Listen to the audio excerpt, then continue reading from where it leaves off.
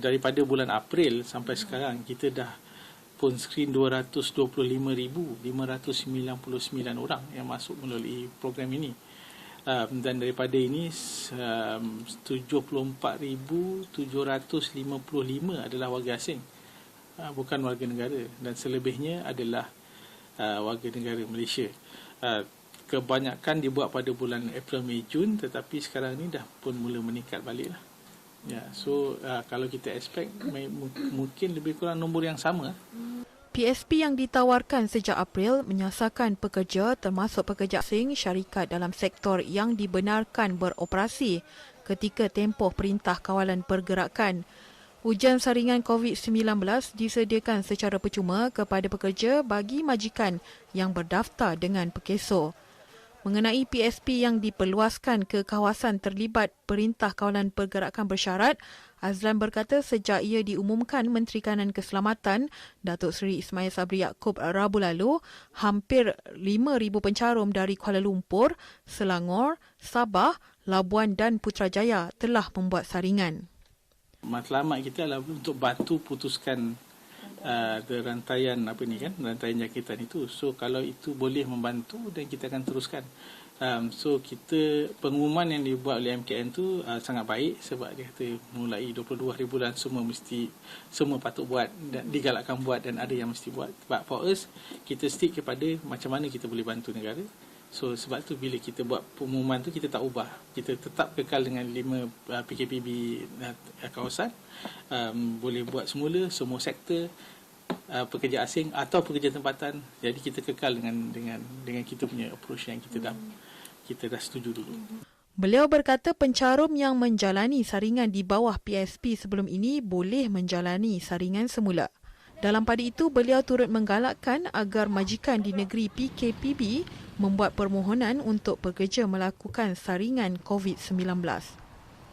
Saringan ini secara tidak langsung membina persekitaran tempat kerja yang sihat dan memutuskan rantaian COVID-19 terutama kepada sektor berisiko.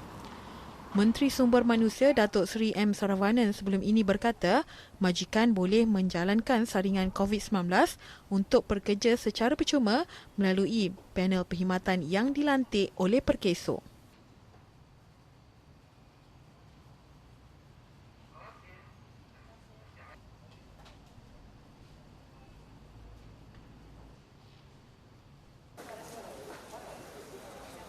Sementara itu, Bernama TV turut melakukan tinjauan di panel perkhidmatan ujian saringan COVID-19 Perkeso di Glen Mary Shah Alam susulan perluasan PSP di negeri yang melaksanakan PKPB.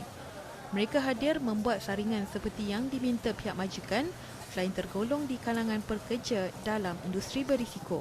Kita orang company under Perbadangan Security. So memang dia disarankan, so kita ikut je lah yang disarankan. Saya kena buat test hari ni sebab saya kerja dekat construction. So kebanyakan construction dia tak allow untuk daripada red zone nak masuk ke site, tak dibenarkan. So terpaksa buat jugalah. Memang sekarang saya buat under Perkeso lah. Saya kerja itu bangunan daripada Bangladesh. Tak sakit. Tak ada sakit. Sikit garu saja. Pengarah BP Healthcare Joey Beh berkata, bagi memastikan tidak berlaku kesesakan, pihaknya memanjangkan waktu perkhidmatan. Yesterday onwards, we have extended our operation hours to 10 p.m. So from 8 to 10 p.m. So to accommodate the crowd and to prevent mass gathering. So with online appointment, we can prevent all this social crowding lah. Selain itu, tinjauan juga mendapati proses saringan yang dilakukan tidak mengambil masa menunggu yang lama dan setiap pengunjung turut mengamalkan penjarakan fizikal dan memakai pelitup muka. Pekerja warga asing dan juga mereka yang bekerja di sektor berisiko antara yang ramai melakukan ujian saringan, lebih-lebih lagi selepas kerajaan mengumumkan inisiatif Perkeso untuk menanggung kos ujian saringan COVID-19 ini. Laporan Zanah Nozin untuk Bernama TV.